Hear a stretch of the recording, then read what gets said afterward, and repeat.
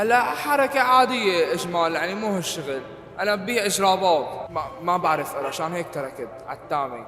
علمي هيك يصير عنا بيت ومحل نقعد فيه نشتغل نروق فيه. وأبي فاتح شنطات إجرابات قدام باب الجامعة ببيع فيها، بيشتغل بالجامعة بساعده بالجامعة أيام. يعطيك العافيه. الله يعافيك. اذا قلت لك احكي لي قصه صارت معك ما بتنساها، شو هي القصه؟ والله كل شيء بصير معي، يعني من البيت، بالشغل، كل شيء يعني. من مثل البسطة، من ضب، من إيب، بجينا هاد بجينا هيك يعني قصص. شو عم بيصير معك هلا؟ اليوم الله يرزقك، واليوم الرزق الحلال، انت الشغل مو هيك. طيب شو المشاكل اللي عم بتواجهك اليوم بالبسطه؟ مثلا بيت انا بخان عربايتي بيغلوا علي، مثلا صادرت من يومين بطلع البضاعه ما طلعت. بساعد ابي مثلا بالجامع، خادم جامعي، بروح على البيت بتخانق مع قرايبيني، مع هي امي خالتي، هيك هيك عادي. اليوم كل يوم هم يعني.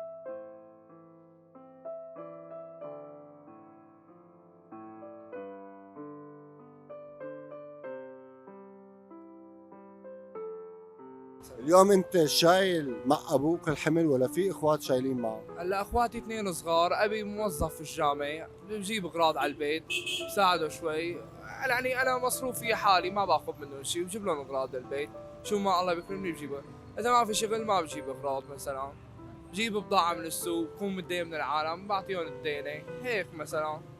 طيب بعض الاحيان لا سمح الله بتطلع بكسر البضاعه، بتضل عندك يومين ثلاثه ما في حركه. هلا حركة عادية اجمال، يعني مو هالشغل. انا ببيع اجرابات، بسطي اجرابات الي بس. هدول مو الي، اجاري حاططهم عندي. وابي فاتح شنطات جرابات قدام باب الجامعة ببيع فيها، بيشتغل بالجامعة بساعده بالجامعة أيام. عادي يعني. لا عادي. وأنا بسطة هي ببيتها عن واحد مثلا، كل شهر بيخلي علينا المعاش أو شيء. هيك مثلا مثل هم بالبيت مشاكل عادية يعني. طيب اليوم انت ليش ما كفيت الدراسه، كفيت مستقبلك؟ دراسة والله عادية. ما بعرف أقرا، عشان هيك تركت عالتامة.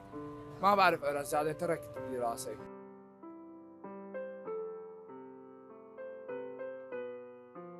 ايه من زمان ما كان اشتغل بنحاسيات. اشتغل بنحاسيات كنت اشتغل. طيب اليوم اذا سالتك شو حلمك، شو هو الحلم اللي انت ببالك؟ حلمي هيك يصير عنا بيت ومحل نقعد فيه نشتغل نروق فيه. سيارة. ان شاء الله اسأل الله. يعني اليوم انت عم تتعرض لاحراج او كلام مؤذي من بعض الناس؟ لا عادي، مثلا هيك مناقرات عادية، يعني ما فيني شيء. بصلي وكل شيء اموري سليمة، ما في شيء الحمد لله. عادي مثلا الله يطعمني هيك شغل احسن، مثلا لاقي لي محل افتحه لحالي، ما اشتغل عند العالم. هلا انا ما صار لي 5 سنين عم بشتغل لحالي، كنت اشتغل مع عمي تركته. اشتغلت بمصلحة نحاس كمان تركتها. مثل عادي يعني. طيب هو شو سبب انه انت اشتغلت وتركت كذا مصلحة؟ لو الشغل عند العالم مو منيح. الواحد بيشتغل لوحده احسن له. بساعد اهله، بصير له مصروف، وما بياخذ من اهله مصاري. والمدرسة كمان وقت كنت اشتغل ما مدرسة ماني زيادة. ايه بالقراية مثلا قعدت فيها 8 سنين بكتب مع الآنسة وكل شيء واموري، بس سبحان الله ما بعرف هيك ما انا مدبرها معي هلا المدرسة. هو بعض الاحيان بيجيك شخص بتفوق بالشغل اكثر من الدراسة. اليوم انت الحمد لله المهم عم تشتغل شغل حلال وتساعد اهلك تساعد ابوك، هاي نعمة. ايه الحمد لله، بس الشغل عند العالم يعني مو منيح. انا بساعد اهلي، بجيب الي غرضي، بشتري الي اللي بدي اياه. مو منيح له الشغل بالمره.